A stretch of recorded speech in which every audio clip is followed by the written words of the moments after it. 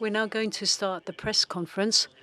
We'll start with a few words of introduction from the Secretary of State and from the Commission representative, and then we will give the floor to journalists. Please tell us which media you come from if you have a question. Secretary of State, yes, good afternoon, everybody, and thank you for the interest you have shown in this informal meeting of tourism ministers, which has just concluded. It's an honor and a pleasure for me to have with me today Mr. Gams, who's Deputy Director General of the European Commission. This meeting has been an excellent opportunity for EU member states to reflect on the relevance of the tourism sector in the European Union and on what the EU and member states can do to foster more sustainable tourism, especially from a social point of view. I'd like to thank ministers and other representatives of member states for being with us, representatives from the Commission, the Council Secretariat, and those who have participated in the meeting. I'd like to thank them for their contributions to the debate. They have definitely enriched our joint considerations. We also have the text that was approved today, the path to sustainable tourism. The aim of this text, this declaration, is to work towards a more sustainable model of tourism, a more environmentally friendly form of tourism, more digitalized and more resilient in response to future challenges, a model that will lead to greater job creation and more growth and will ensure well-being, the well-being of all links in the value chain over time, especially the well-being of the local populations. This declaration was adopted by acclamation today, and in the declaration, member states have expressed their wish to support research and innovation and knowledge of the tourism sector, fostering the competitiveness of businesses in the sector and creating the favourable framework for development of businesses, focusing in particular on SMEs and micro businesses, and also taking into account the interests of the outermost regions and the least accessible and more rural regions. During the discussions, it became clear that social sustainability has to move forward hand in hand with economic and environmental sustainability. And any progress we make has to be designed to promote sustainable tourism. We need to have integral sustainable tourism policies based on economic, social and environmental interests. I'm happy to say that the commitments that we agreed on today in the declaration are very much in line with the Spanish presidency priorities. The aim is to improve the competitiveness of the tourism industry through a transition to a more sustainable and digitalized form of tourism. So the outcome is very satisfactory. It's the result of close cooperation between everybody involved, Commission, Council, Member States. And once again, I'd like to thank everybody for their efforts on behalf of the Spanish presidency, and I'd like to welcome the progress made as a result of this declaration. Thank you. Good afternoon. First of all, I would like to thank the Spanish presidency for organizing this meeting here, this ministerial meeting today, and also the European Tourism Forum that took place yesterday in beautiful Palma de Mallorca. The tourism ecosystem was very heavily hit by the pandemic, but it is on its way to recovery with encouraging figures for 2023. For instance, the first half of 2023 showed a record 1.2 billion nights in tourism accommodation in the European Union. Many aspects of tourism have been discussed today. Yesterday, also already the European Tourism Forum discussed the short-term rentals proposal and how to measure the success of our actions to make tourism change and to make it more resilient, and also to develop more its social aspects. This has been very important also in today's discussion. The green and digital transition are, of course, at the center of our debates when it comes to fundamental challenges and changes for the tourism ecosystem. And this is why I think it was very important, and I'm very grateful to the Spanish presidency for having put the social aspect of tourism on the agenda, because it is a key aspect when we think of making tourism more resilient in times of crisis. The accessibility of tourism services is essential for persons with disabilities, but not only. It is also important and benefits families with children or older people. And keeping in mind the aging population of Europe, investing in accessible tourism infrastructure can benefit the ecosystem, as it can also support the development of more off-season tourism. Indicators are always essential to measure the socio-economical aspects of tourism. And I would like to use this opportunity today to draw everyone's attention to the EU tourism dashboard that has been developed with member states, because it gives around 30 indicators that provide information about the situation in the European Union of tourism, and also where progress is needed and can be achieved. Keeping data in mind, today's discussions also underlined that member states welcomed the project of the European Commission to create a European data space for tourism, because having the right data available not only helps regulators, it also helps companies to find new business models, to develop new business models, and it helps, of course, the citizens, the customers of tourism services. Skills is another aspect that has been mentioned all along in the discussions, and it underlines the importance of upskilling and reskilling tourism staff, because this is also crucial for the success of the tourism ecosystem.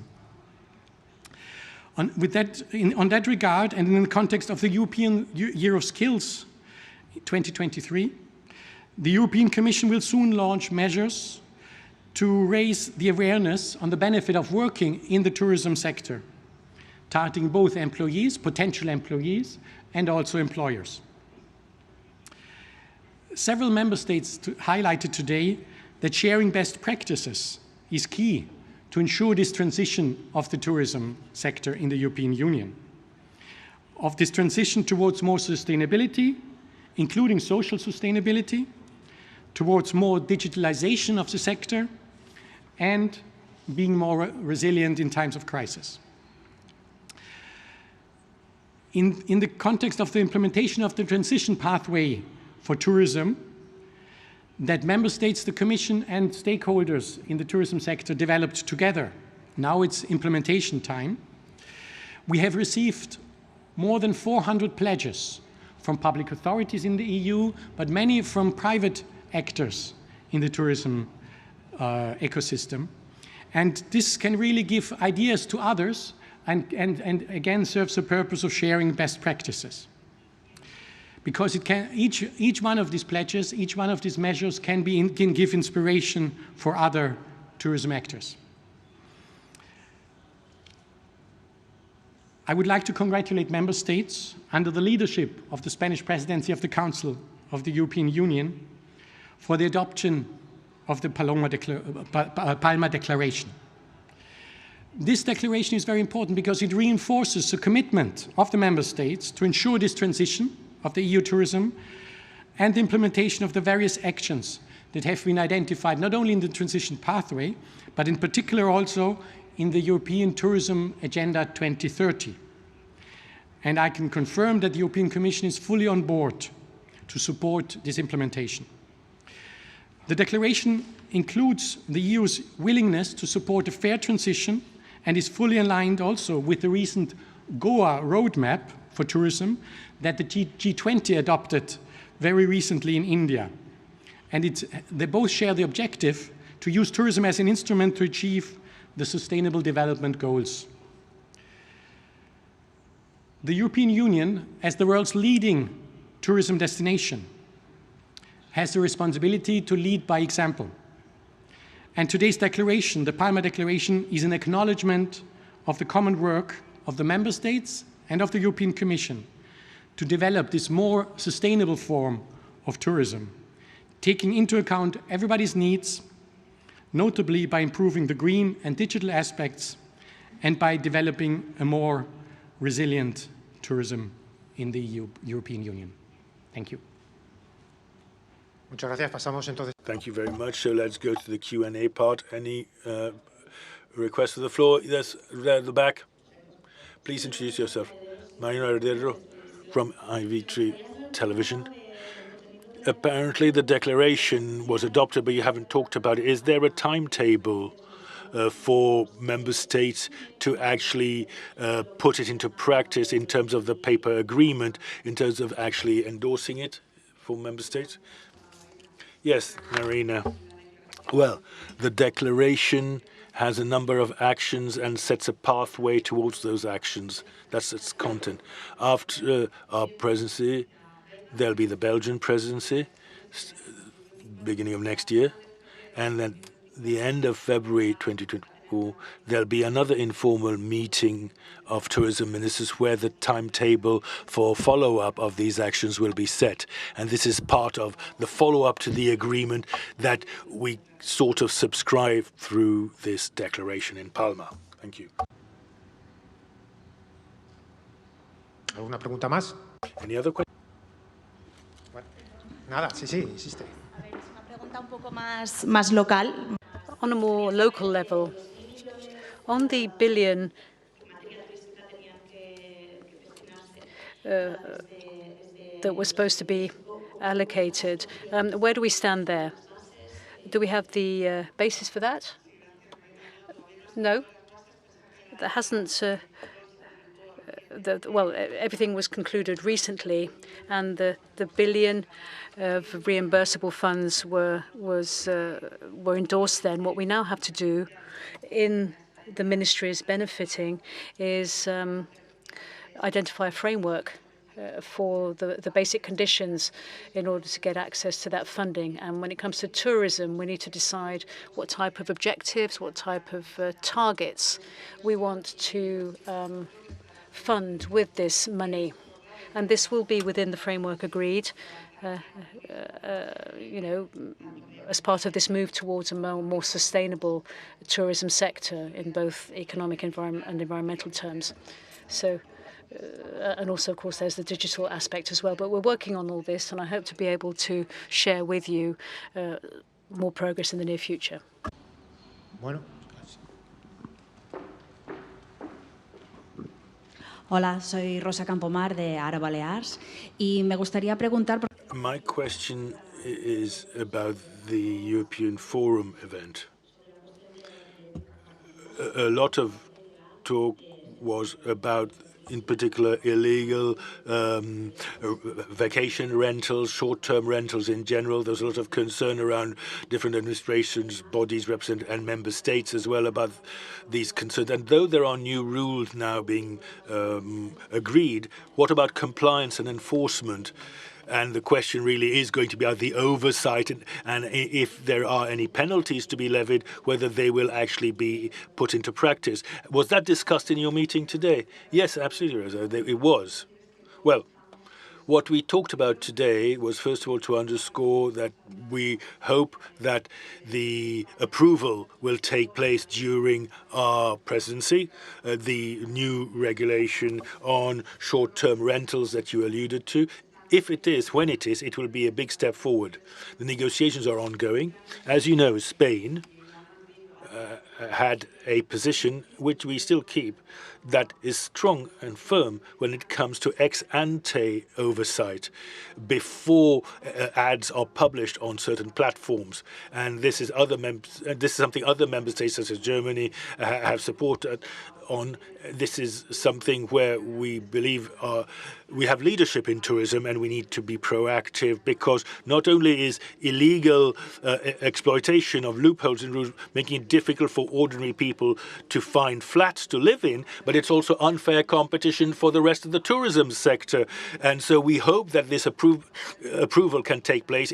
Along with the Commission's efforts, we hope that this great step forward will be possible soon. And now, in general, in Spain, and the powers, of course, rest in this area with the local authorities, the autonomous communities, it's important to be able to ensure that when there's an advert on a platform, the right rules are followed by the appropriate platform. And illegal behavior has to be combated, but for that you need information and data. Sometimes it's hard to detect through traditional inspection measures. The traditional measures don't give us enough grounds to levy sanctions, for instance. So there's going to be the adoption, and there'll be a before and then an after. And we believe regulation will then bring in rules which can be monitored and implemented, including by the autonomous regions in Spain. And certainly the Spanish government is committed to that. We are committed to acting as quickly as possible for the single registry, single window access point for platforms, and to ensure that activity data and other data are properly recorded throughout Spain in the case that applies to us. Can I just add something? I completely agree and share with the wish that this be adopted during the Spanish presidency. I fully subscribe to that. Can I also point out that when we, the Commission, made this proposal, our aim was, and it still is, to have a more transparent sector, so that public authorities would have a good basis, factual basis, to act and to decide how they want to regulate the sector, to know what's appropriate in terms of rules to avoid illegality. Thank you. ¿Alguna pregunta más? Are there any other questions? Okay, that brings the press conference to an end. Thank you very much for being here.